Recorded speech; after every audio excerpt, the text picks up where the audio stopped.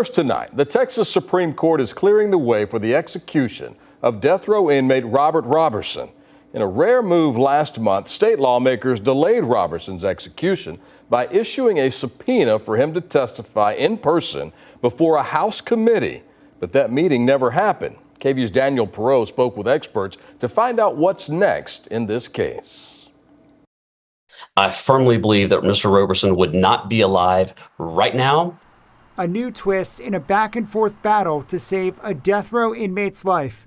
In a ruling Friday, the Texas Supreme Court said state lawmakers cannot use legislative subpoenas to stop executions. But they also said it is a legitimate subpoena for a legislature to ask a prisoner to testify on relevant issues. In large part, I thought it was very fair and thoughtful legal reasoning. The High Court says by issuing the subpoena one day before Robert Roberson's scheduled execution, lawmakers intruded on the authority of the other branches of government. State Representative Brian Harrison, who's on the House Committee on Criminal Jurisprudence, says they could not have filed the subpoena any sooner. We didn't know up until the time that we did it that it was going to be something that we needed to contemplate. Roberson was sentenced to death in 2003 after he was convicted of killing his 2-year-old daughter.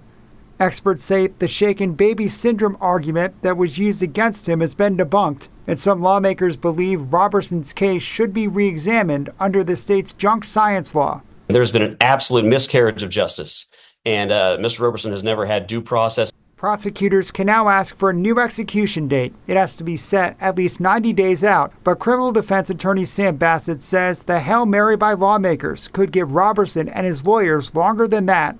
It probably buys him at least 3 or 4 months, but maybe as long as a year or more.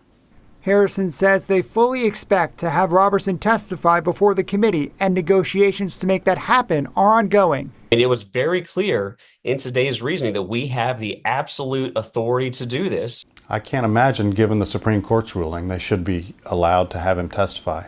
Attorneys for Roberson say they hope a court will hear new evidence in the case. They're asking the state to refrain from setting an execution date. While today's ruling does clear the way for a new execution date, Governor Greg Abbott could still grant a 30-day reprieve if the execution moves forward. Roberson would be the first person in U.S. history executed based on the shaken baby syndrome hypothesis.